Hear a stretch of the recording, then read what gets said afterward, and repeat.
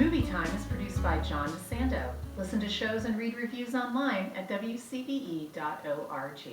I'm John DeSando, And I'm Mary Ivannah. and this is It's Movie Time. Yay! All right, giddy up, Mary. I got my chaps, my cowboy hat, my cowboy boots.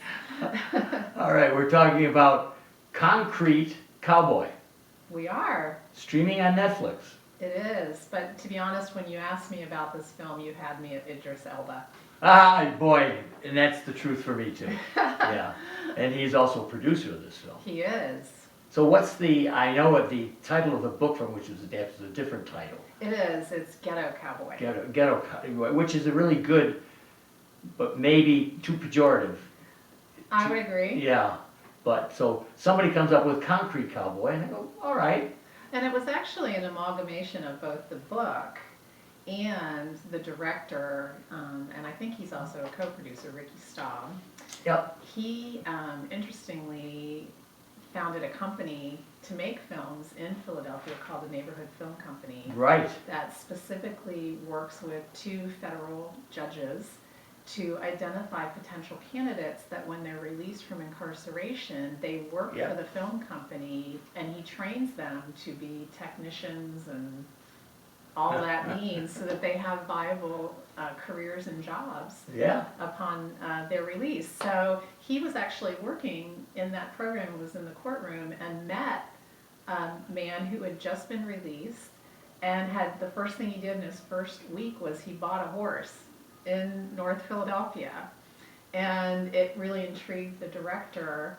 He then later read the book, Ghetto Cowboy, and it came into form this film, Concrete Cowboy. Yeah, you know, who would have thought?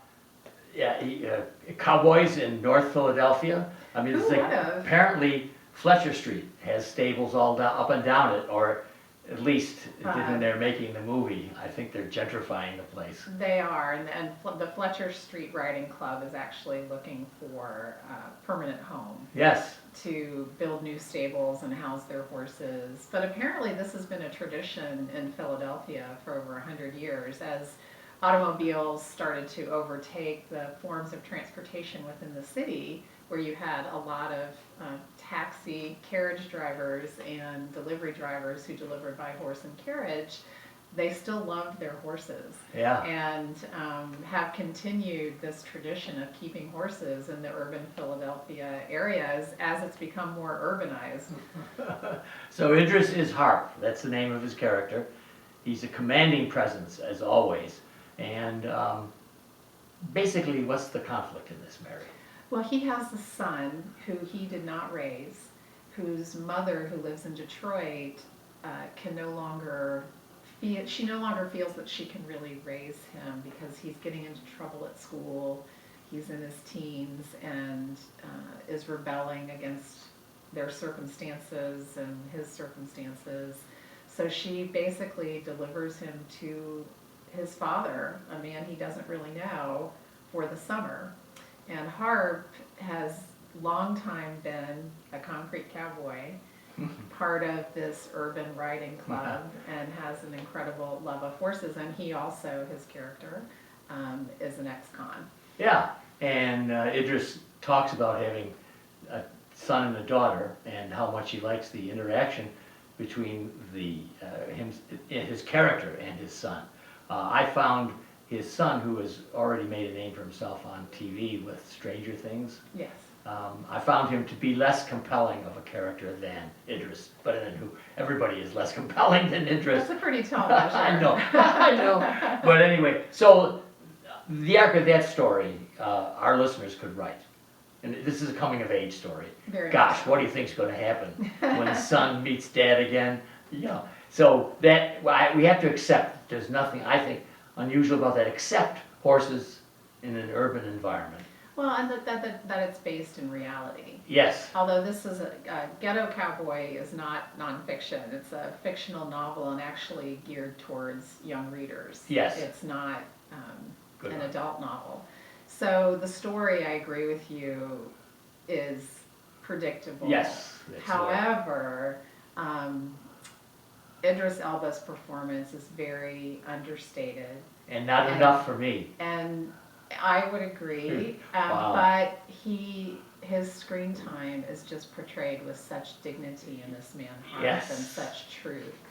And the scenes that focus on his son, and Cole, named for John Coltrane, Yeah. is rightfully the center of this story. And what I appreciated about its telling was not only the basis in reality, but also there are so many great scenes that are inspiring and have so much dignity, even though they're in situations of poverty and ex-con and But teen you anger. never want to feel sorry for them. Mm-mm. And wow, I think the word that you have clipped out there, dignity, is exactly the one. In fact, a couple of them are actual writers. More than a couple. Yeah. In fact, this film, which was filmed in Philadelphia, has maybe 6 SAG actors, and the Yes. rest of the cast is all locals, not only as extras, but actual Fletcher Street writers Yeah. who play characters in the film. I think the one in the wheelchair is Perry. real. Perry is real. Isha, Yes. cutie pie, and she's real. Yeah. She's a real She's the Fletcher love Street interest writer. Yes. for Cole. That's very nicely done. Very nicely done. And in fact, even the scenes with the mother, who is only in the film at the very beginning Yeah. and the very end, the first scene with him where she makes the gut-wrenching decision to take him to his father and leaves him there, Yes. moved me to tears. Hey, listen. It was just so authentic. You got me. I thought the same thing. I said, boy, she's really good in a tough, expected role. Yes. But really, when she lets her son go, anybody who's been seen that kind of circumstances knows how it wrenches you to do that, to let it go. I've had that experience, and you cannot almost describe the difficulty of the tough love business. And wow, it's so. And I love it when little Cole spends his first night with his dad and realizes there's a horse. I mean, so there's some light moments here, Yes. but mostly, and we do have again, Mary, the other expected thing, the drugs. Well, it shows the dichotomy of choices that Cole, as a young black teen, is facing in inner city Philadelphia, and we presume also in Detroit. And you need that antagonistic You do. story side of the story, so that you can understand the journey that he's on. And interestingly, the book, he's actually a 12-year-old. So Yes. some of the portrayal, which I haven't read the book of, Yeah. but some of the portrayal, just the level of the drugs and his friend driving him around, Yes. and the drinking of alcohol. Another good role, I thought. Smush. Yes, Smush. Yeah. Really, well, I'm impressed. Yeah, and I won't reveal too much about his character, but there's a lot of really positive motivation behind his character and why he's choosing the path that he is. Yes. That I also felt was handled with great dignity and showed a depth of character that we unfortunately don't often see on films. And You see portrayed on film somebody who's dealing drugs or in, a less legal line of work in life, and the presumption is that's the way they've always been, that they want to be in that role and in life, and that's it. But they actually take time to show his motivations as to why he's making these choices. Yes. Which again, I felt we want to simplify things as humans, even in characters we see on Right. film, and to have his backstory and motivation shared with us added just so much more richness to the whole story. And isn't he the one who gives Cole the sneakers? He is. Yes. He's the What one. a nice touch. What a very nice touch. Wow. Anyway, so we know some things that you can expect. The other thing that you can't expect is to really feel very strongly for this section of North Philly and for the stables and for the issues that are obvious, that there's going to be gentrification and that they have to continue to look for a home which is not unusual in contemporary movies, even superhero films. They're always looking for home. That is true. But this one really hits right.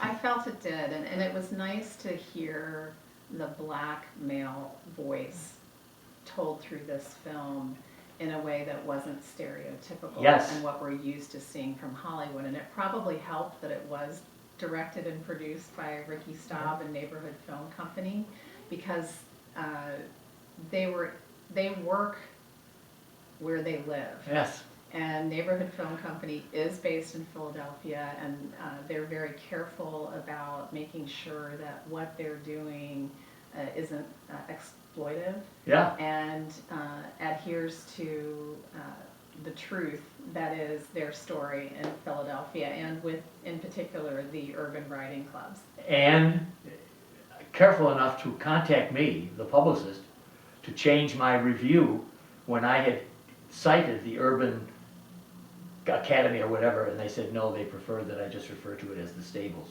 the Fletcher Street Stables. Oh, okay. Isn't that interesting? Interesting. So they're very careful about it. All right, Mary Arena, the film is Concrete Cowboy, appearing on Netflix. What grade do you award it? I give it a B. It's very good. All right, and I'll give it a B plus, just because Barry expects me to always have the higher grade. But I will, and I think certainly for me, and maybe I'll speak for you, if it weren't so much that was formulaic about it. It was formulaic, and there were some aspects of the filmmaking that made it hard to hear the dialogue. Okay, good. And I'm glad I didn't see it on the big screen, which I rarely say, but Yeah. there were so many parts of the film where the night scenes were speeded up with flashing lights, Yes. that I think I would have not gone into a seizure, because I don't have any conditions like that, but it would have made me have to close my eyes. Okay, Mary, let's ride out.